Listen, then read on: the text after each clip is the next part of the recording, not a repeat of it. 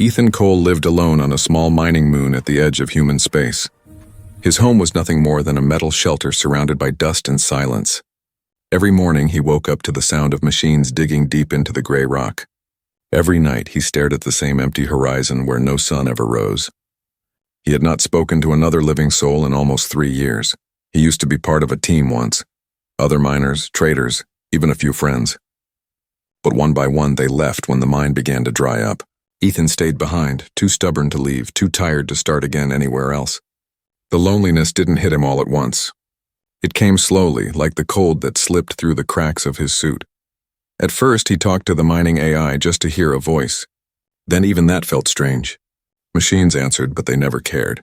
So one night, after a long silence, he opened his comms terminal and stared at an ad he had ignored for months. Galaxy Companions.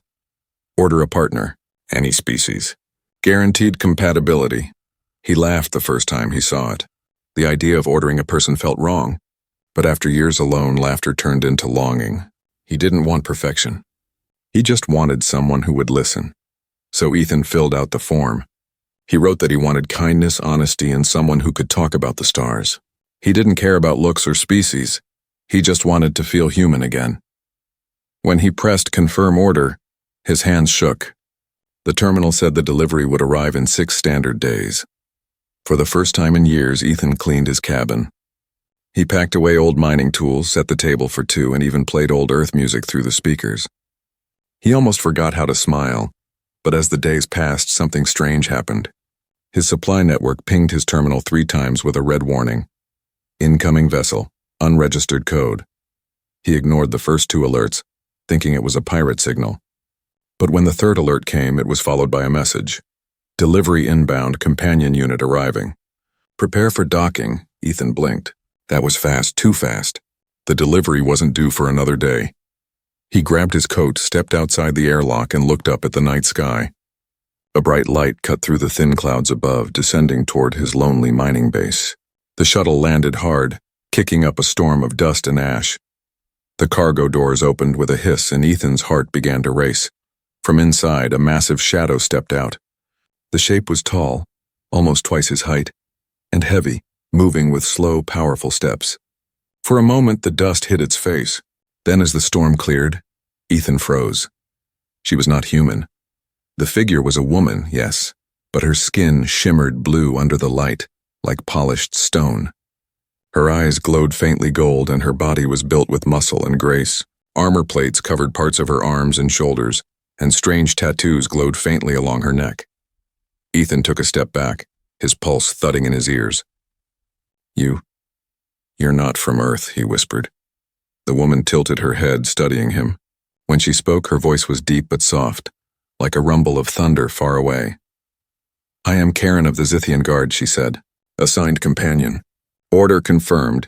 Ethan's mouth went dry. Zithians were a warrior race, famous across the galaxy for their strength and cruelty during the old wars. Why would the system send her? He stammered. This must be a mistake. I didn't order. But the shuttle behind her lifted off before he could finish, disappearing into the sky. She looked around, scanning the barren land. This world is lonely, she said quietly. Ethan didn't know what to say. His mind raced between fear and confusion. Her golden eyes met his, and for the first time he felt something strange. Not just fear, but a spark of curiosity. He led her inside, trying to act calm. The ceiling was barely tall enough for her. She ducked under the doorway, looking at everything like it was from another universe. Ethan poured 2 cups of water and slid one toward her. Look, he said, I think there's been some kind of mix-up. She nodded slowly. Perhaps. But the system does not make mistakes. He frowned. You're telling me they sent a Zithian warrior to be someone's mail-order bride? Her expression didn't change. I was told this was a protection assignment. You are Ethan Cole. Miner. Human. Alone. The word alone hit harder than he expected. The base trembled suddenly. Just for a second, like something had moved deep underground. Karen's head snapped toward the sound, her golden eyes narrowing. You are not safe here, she said. Ethan's voice shook. Safe from what? Karen turned slowly toward him. Her tone was calm but final. From what is coming. The night was silent again, but Ethan could not sleep. The stranger, the alien woman, sat across from him in the small cabin, her large hands folded neatly on her knees. The light from the old heater flickered against her blue skin, casting strange shadows on the wall. Ethan still couldn't believe what had happened. He had ordered a simple companion, someone to talk to, and instead a towering alien warrior had stepped out of a transport ship. It felt like a dream that refused to end. She spoke suddenly, her voice deep but quiet. "You keep staring at me, human. Do I frighten you?" Ethan blinked and looked away. "I just wasn't expecting someone like you." Her eyes glowed faintly gold. "You expected softness, smallness, something you could hold. I am not that." "No kidding," he muttered, but there was no anger in his tone. Only confusion. He poured himself another cup of water and tried to think. "So, Karen of the Zithian Guard," he said carefully, "why are you here? You said something about a protection assignment?" She nodded once. "Yes, my data file says you are a human male, living alone on a remote moon." "No family, no allies. High risk of external threat. I was chosen to guard you," Ethan frowned. "Guard me? I'm a miner, not a soldier. What kind of threat?" Karen looked toward the door, her expression unreadable. "That is unclear. But the system rarely makes mistakes," Ethan sighed. "Yeah, that's what you said earlier." He leaned back in his chair, rubbing his temples.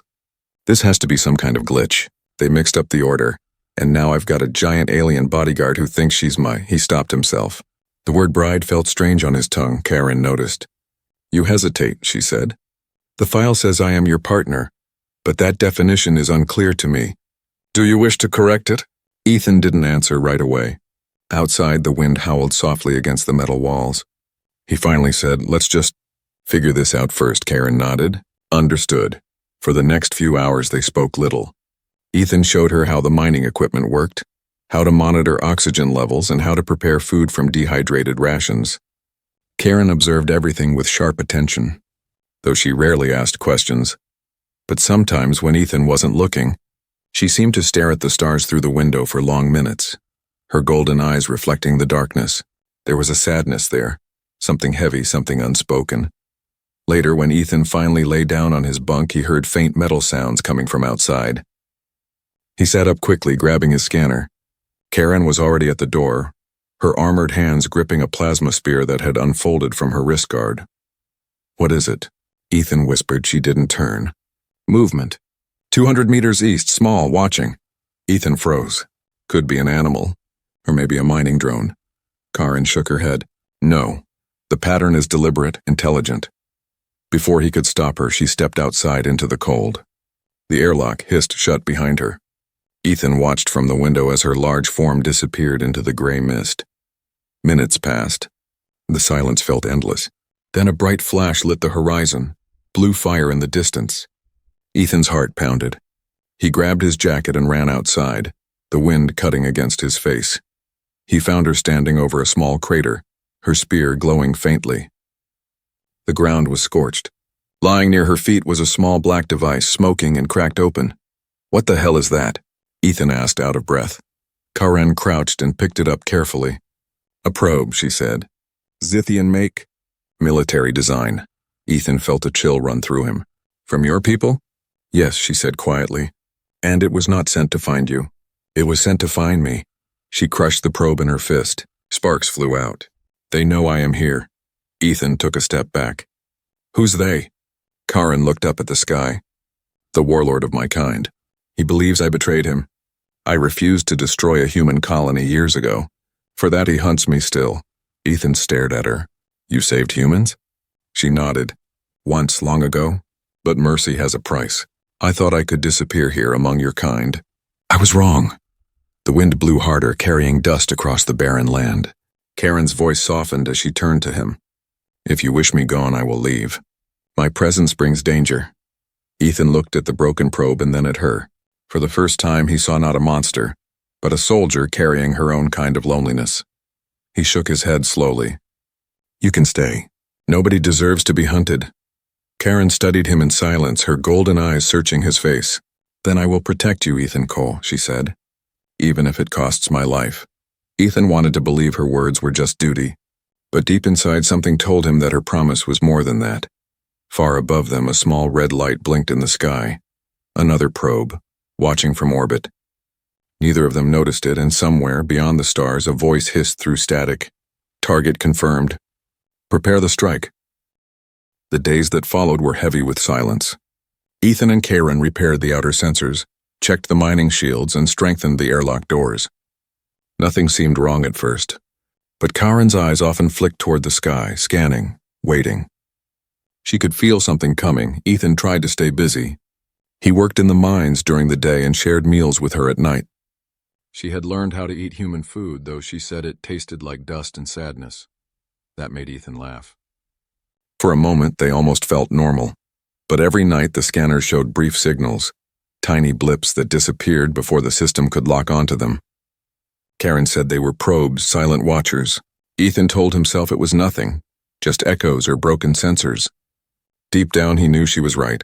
On the 5th night, the wind outside stopped. The entire moon went quiet, no sound, no movement. Karen stood up fast, her spear unfolding with a sharp hiss. Ethan frowned. "What is it now?" She didn't answer. She closed her eyes for a moment, then whispered, "Engines. Atmospheric entry. They're coming." Before he could react, the base alarm screamed. Red lights flashed across the control room. The radar filled with signals, multiple ships closing in fast. Ethan's breath caught. "Pirates?" Karen's voice was calm, cold. "Not pirates, hunters." Outside, the sky burned red as dropships broke through the clouds. They came fast, dark metal crafts shaped like knives, each carrying armed soldiers. The ground shook as they landed near the mines. Ethan ran to the control panel. "We need to seal the gates." "I already have," Karen said, standing near the door, armor shifting into place. She looked like a living weapon, tall and glowing with power. "Stay inside. Do not open the airlock." She stepped out before he could stop her. The heavy door sealed behind her with a thud. Ethan watched through the security feed. The camera showed her walking alone into the gray dust. Figures were moving toward her, men in black armor carrying plasma rifles. They surrounded her. One of them shouted something in a language Ethan didn't know. Karen's voice came through the comms, calm and clear. "You do not belong here," a voice replied with a harsh laugh. "You belong to the warlord, Karen. Come quietly and the human may live." Ethan froze. They knew about him. The feed flickered as the soldiers opened fire. Bolts of blue light cut through the dust. For a moment, Karen vanished in the storm of energy. Then she moved. Fast, she leapt through the smoke, her spear slicing through armor like paper. One soldier fell, then another. The feed trembled as explosions shook the ground. Ethan stared wide-eyed. She was like nothing he'd ever seen. Every strike was precise, graceful, terrifying, but there were too many. He saw her get hit once, twice, glowing wounds burning on her shoulder and side. Still, she kept fighting. Ethan couldn't just sit and watch. He ran to the weapons locker, grabbed an old mining rifle, and opened the emergency tunnel that led outside. The air was thick with smoke. The horizon glowed orange. He stumbled forward, coughing, searching for her. He found her surrounded again, kneeling, her armor cracked. "Karen!" he shouted. She turned her head, her eyes blazing. "Stay back, too late." One of the hunters saw him and raised his rifle. Karen spun, throwing her spear. It pierced the soldier through the chest. But another fired. Ethan felt the blast heat the air beside his face. Karen lunged forward, grabbing him and pulling him to the ground. "You foolish human," she growled, shielding him with her body. The air exploded around them. Ethan could hear his heart hammering. The attackers began to fall back, one of them shouting into a comms device. Before leaving, the last one turned and hissed, "The warlord knows. She cannot hide forever." Then they were gone. Their ships lifted off, disappearing into the clouds. The silence that followed was heavier than before. Ethan slowly sat up, coughing. Karen stood nearby, her spear flickering weakly. Smoke rose from her armor. "They were here for you," Ethan said quietly. She didn't deny it. "Yes, I told you. But why now?" he asked. She looked toward the sky. "Because they finally found my signal. I thought I had erased it years ago." "I was wrong." Ethan stared at her, trying to understand. "You said you disobeyed your warlord. What did you do?" Karen's voice lowered. "I refused to destroy a human world. My people called it treason. They swore to hunt me until I was dead." She turned toward him. Her golden eyes softened for the first time. You should have left me outside. Now they will come again, and they will not stop. Ethan took a shaky breath. Then we'll fight together. Kyran looked at him for a long moment, her face unreadable. Then she nodded once. Very well, Ethan Cole, we fight. Far away. Above the clouds, a massive shadow drifted through space. A warship. Black and silent, turning its guns toward the small mining moon. The warlord had found her at last. The mining base was quiet again, but not peaceful. Smoke drifted from the cracked outer walls. The smell of burnt metal and plasma hung in the air. Ethan worked in silence, sealing holes and repairing what he could. Karen sat on the floor beside the generator, her armor dim and scarred, golden eyes faint. She had saved him again, but this time, she looked tired. Not just from battle, but from something deeper. Ethan wanted to speak, but words didn't come easily. He had 1,000 questions, yet none that felt right. Finally, he said, You could have left me. You could have escaped when they came. Karen's head turned slightly. Escape? She repeated. There is nowhere left to run. Ethan frowned. Then tell me the truth. Why are they hunting you? For a long moment, she said nothing. Then she rose slowly, her armor shifting with a low hum. She walked to the viewing window, staring out into the dark sky. My people, the Zithians, she began, her voice low and rough, believe in strength above all things. We were born in war. We built empires on broken worlds. To them, mercy is weakness. Ethan listened, silent. I was a commander once, she continued. I led a fleet that invaded human space. We were ordered to burn a colony called Meridian Prime. It was a small world. Farmers, children, no soldiers. They begged for peace, her eyes dimmed. I refused the order. Ethan's heart tightened. You disobeyed? Yes, she said. I told my warlord that killing innocents was not victory. He called me a traitor. He destroyed my ship and sent hunters after me. I fled across systems, hiding among traitors, miners, and outcasts. I thought, perhaps I could live quietly. She turned to face him. Then your services system found me. It offered a false name, a new identity. I thought I could blend in, but the network that sent me to you, it was manipulated. Someone wanted me to be found. Ethan's eyes widened. You think the matchmaking service was a trap? Karan nodded. A way to track me through human systems without suspicion. And now that I am here, they know my location. Ethan looked down at his hands. The room felt smaller now, the air heavier. He realized he wasn't just hosting a lost alien. He was standing beside someone who had once commanded fleets. Why save me then? He asked quietly. You could have stayed hidden somewhere else. Karen's gaze softened. Because when I saw your name on the order, I saw loneliness. A human who had lost everything, yet still hoped. I thought maybe I could understand that feeling. Ethan tried to smile, but it didn't come. You've got a strange way of understanding people. She almost smiled too, a rare, faint curve of her lips. Perhaps. For a while they stood in silence, watching the stars. Then the ground trembled beneath them. The lights flickered. Ethan jumped. Not again. Karan raised a hand. No attack. The quake comes from below. The scanner beeped. Something was shifting deep under the mine. Ethan hurried to the console. That's the lower tunnels. But there's nothing down there, no mining for months. Karan's eyes narrowed.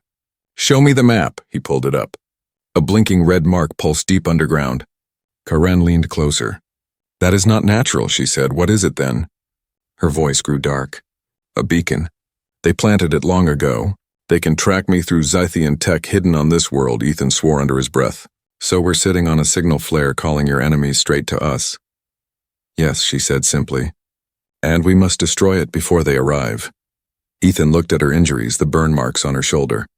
You're in no shape to fight again. Karen stood tall, her spear humming softly. Pain is a reminder that I am alive. I will not stop. Ethan grabbed his mining rifle and flashlight. Then neither will I.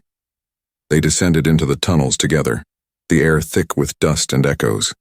The deeper they went, the louder the hum became, a pulse faint but alive.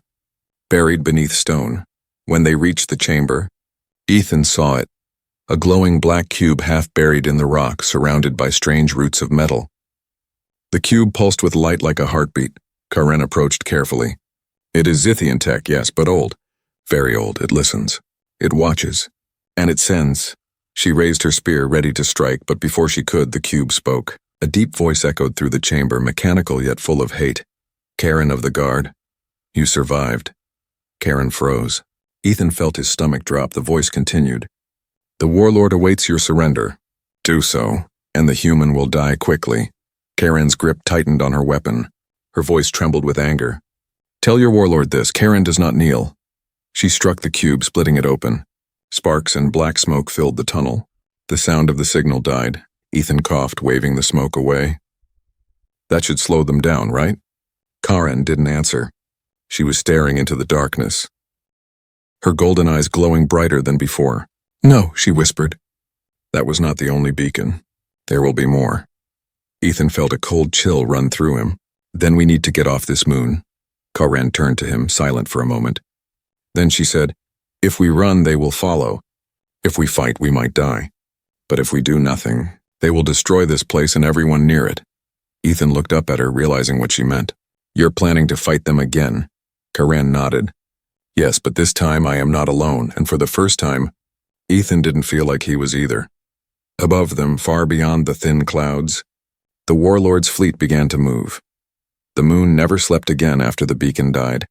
Its sky, once calm and silent, now pulsed with faint red flashes, the warlord's fleet moving closer every hour. Ethan and Karen worked without rest.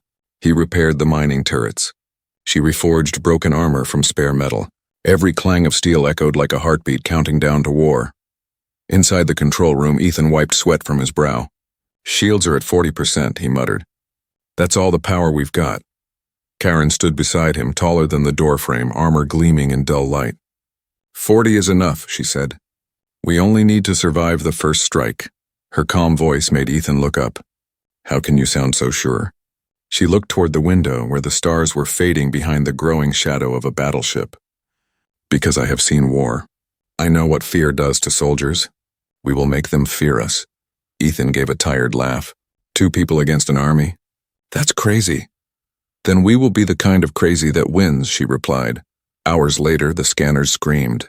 12 landing crafts broke formation, diving toward the surface like burning meteors. The ground shook as they landed. Dust clouds swallowed the horizon. Ethan loaded the mining rifle and checked the generator lines. Karen strode to the front gate, spear humming with blue light. Her shadow stretched long across the dirt. Through the static on the comms, a deep voice rolled like thunder. "Karen of the guard, by command of the warlord Krazul, you are ordered to surrender." Karen lifted her head. "Tell Krazul he should come himself if he wants my head." The voice laughed coldly. "So be it." And then the sky exploded. Bolts of plasma rained down, slamming into the shield dome. The ground burned.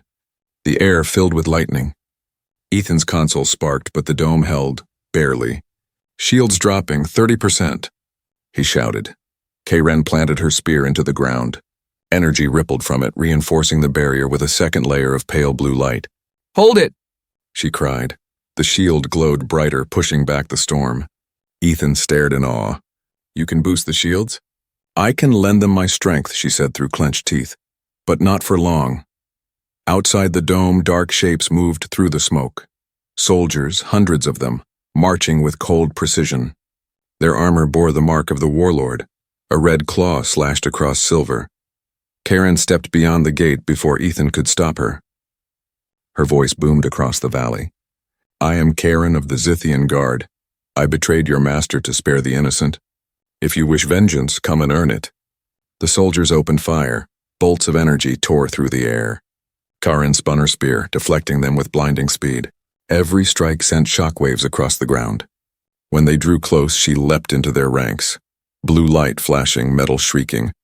Ethan manned the turrets, aiming where she couldn't reach. He pulled the trigger again and again until his hands shook. The air stank of ozone and burning armor. Still, the attackers kept coming. One shot hit near the power core. A burst of flame threw Ethan backward.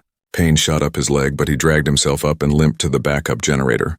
"Karen," he shouted through the comms. "Power's failing." Her voice came back, strained but steady. "Keep it alive, Ethan. The shield protects us both." He slammed a cable into place. Sparks flew. The lights flickered back on. Then the warlord's voice thundered again, louder, closer. "Enough games. A new ship descended from the clouds, massive, jagged, glowing with crimson light. From its belly dropped a figure even larger than Karen, wrapped in black armor, Krazul himself. He landed with a quake, claws cutting into the rock. "Traitor," he snarled. "You dishonored your bloodline for these weak creatures." Karen faced him, battered but unbroken. "I honored life," she said. "Something you never understood." Krazul raised his weapon, a blade humming with red fire. Their clash shook the air. Sparks flew as spear met sword, each strike echoing like thunder. Ethan watched from behind the shield, powerless but mesmerized. Karen moved faster than he thought possible, striking high and low, dodging deadly blows. But Krazul was stronger. His blade sliced through her armor, leaving burning cuts across her side. She stumbled, falling to one knee. "Karen!" Ethan screamed, banging on the control glass. Krazul laughed. "Your mercy made you weak." Karen lifted her head, blood streaking her face. "No," she whispered. "It made me human." She drove her spear upward, piercing the warlord's chest. The red light in his eyes flickered, then died. He fell to his knees, silent, and crashed to the ground. Ethan ran out as the last of the soldiers retreated in panic. He dropped beside her, catching her as she collapsed. "Stay with me," he begged. She smiled faintly. "We won." But then Ethan saw it. Her wound glowed bright blue, spreading veins of light under her skin like liquid fire. It wasn't just blood. Something else was moving inside her. "Karen, what is that?" he whispered. Her eyes flickered weakly. "A weapon." They struck me with something alive. The light crawled higher up her neck. She shivered, her voice fading. "It will change me, Ethan. I don't know into what." Ethan held her tighter as the stars above turned red again, new ships appearing in orbit. The war was not over. But worse, Karen's fight had now moved inside her. Ethan dragged Karen back into the mining base, his heart hammering. Her body felt heavier than steel, her skin glowing with veins of blue light that pulsed beneath the surface. Every few seconds, her muscles twitched violently, like something alive was crawling inside her. He laid her down on the metal floor near the generator. "Stay with me," he said, voice trembling. Karen tried to speak, but her words came out in a low, distorted whisper. "It burns. Inside." Ethan ran to his console, searching the medical archives. The system flashed red, foreign biology detected. "Unknown pathogen, damn it!" he yelled, slamming his fist on the screen. Karen gritted her teeth, her claws digging into the floor. The metal screeched beneath her fingers. "They used the nanovirus," she gasped. "A living weapon. It merges flesh and machine. It makes monsters." Ethan froze. "And they hit you with it?" She nodded slowly, her breathing uneven. "It will take over soon. I will lose myself." Ethan shook his head. "No, I'm not letting that happen." He ran to the generator room, pulling out cables and power cores. "There's got to be a way to stop it." Karen's eyes followed him weakly. "You can't fight code that lives in blood." "Maybe not," Ethan said. "But I can fight for you." He worked fast, connecting her bioscanner to the mining AI, the machine word analyzing her vital signs. Its monotone voice echoed, "Warning. Nanotech infection expanding through neural pathways. Estimated time to full takeover, 2 hours." Ethan's chest tightened. 2 hours. That was all he had. He looked at Karen. Her face was changing, the edges of her armor fusing into her skin. Her eyes flickered between gold and electric blue. She clenched her jaw. "When it takes me, you must end me." He stopped, turning toward her. "Don't say that," her gaze softened. "If I lose control, I will destroy you." "Promise me." Ethan knelt beside her. "No promises." "Not this time." He turned back to the console, typing fast. "AI, can you isolate her neural link from the infected tissue?" "Negative," the machine replied. Nanotech fused with subject's nervous system. Ethan thought for a moment, his mind racing. "What if I—" He stopped, staring at the neural interface cables. "What if I link our neural systems? If I share her signal, I might drain the corruption." "Warning," the AI said flatly. "Cross-species neural bonding carries fatal risk to human host." Karen's voice was weak but steady. "Ethan, don't." He smiled faintly. "You once said you wanted to understand what being human feels like. Let me show you." Before she could stop him, he connected the cable to her port and pressed the second end against the base of his neck. The AI tried to intervene, but he overrode the lock. Neural link initiated. The world exploded in light. Ethan gasped as his mind flooded with Karen's memories. Worlds burning, fleets of warships, the screams of soldiers, and the moment she refused to destroy Meridian Prime. He saw her pain, her loneliness, the endless guilt she carried. Karen felt his memories too. The small mining base, the laughter of his old friends, the silence of loss, the emptiness he tried to hide behind a brave face. Their minds merged, human and alien, pain and hope twisting together like fire and water. Ethan shouted through the mental storm, "I won't let it take you." Karen's voice echoed back, "It's too strong." He felt the infection inside her, cold, mechanical, hungry. It tried to spread into him, but he resisted. Every heartbeat felt like a war. The AI's voice blurred in the background. Nanotech activity decreasing. 50%, 40. Karen screamed. Blue light burst from her wounds, spilling across the floor in glowing streams. Ethan's body shook violently. Neural link unstable, the AI warned. Human host in critical condition. Karen opened her eyes, now clear gold again. "Ethan, stop." But he didn't stop. He held the connection, teeth clenched until the infection's glow began to fade. Finally, the light inside her dimmed to a soft blue pulse. The AI spoke one last time. Nanotech neutralized. Subject stabilized. Ethan collapsed beside her, his skin pale, his pulse weak. Karen crawled toward him, trembling. "You fool," she whispered. "You gave your strength to me." He smiled faintly, his voice barely a breath. "Guess that makes us even." Her golden eyes shimmered with something that might have been a tear. She rested her forehead against his. "We are bound now, Ethan Cole, in mind and in blood." Outside, the sky rumbled. The warlord's fleet had fallen silent, but new signals flickered in orbit. Karen looked toward the stars, her voice low. "They think I am dead, but they are wrong." She stood, carrying Ethan's limp body to the command chair. The lights of the base responded to her touch, systems awakening one by one. When she spoke, the base's AI answered her in Zithian code, recognizing her authority. And for the first time in centuries, a new command tone echoed through the network. Zathian command codes reactivated. Karen's eyes glowed bright gold again. "I was once a commander," she said softly. "Now, I am something more." She turned toward the sky where enemy ships moved like shadows in the dark. Let them come. The storm outside had quieted, but the sky still burned with red streaks of light. Above the lonely moon, the warlord's fleet turned slowly, preparing for its last attack. Hundreds of ships floated like black blades against the stars. Inside the mining base, the lights glowed brighter than ever. Karen stood in the center of the control room, tall and silent, her skin faintly shining with the gold-blue pulse of her merged blood. Ethan lay in the chair beside her, pale but breathing. They were no longer just two beings. They were connected, minds bound across every thought and heartbeat. Karen could feel his presence in her mind, his warmth, his fear, his stubborn human courage. And Ethan could feel her, strong, calm, but carrying a quiet sadness that stretched across galaxies. He opened his eyes weakly. "They're coming," he whispered. Karen nodded. "Yes, the fleet will not stop until I am ashes." "Then we make sure they fail," Ethan said, a faint smile on his lips. Her lips curved slightly. "You always choose the impossible." "Yeah," he breathed. "It's a human thing." The base shook. The scanners filled with hostile signals. Energy readings climbed higher than ever before. Karen placed her hand on the command console. Strange symbols lit up, flowing across the screen. Zithian code. The AI voice spoke, softer now, respectful. "Zithian command access granted. Fleet override possible." Ethan blinked in disbelief. "You can control them?" Karen nodded slowly. "When we bonded, your mind unlocked what mine could not. The virus tried to merge us, and it did. My old command codes now answer to both of us." She looked down at him, her golden eyes bright. "You are inside the network, too. We must act as one." Ethan took a shaky breath. "Then let's end this together." Karen smiled faintly. Together. The moment she spoke, the base came alive.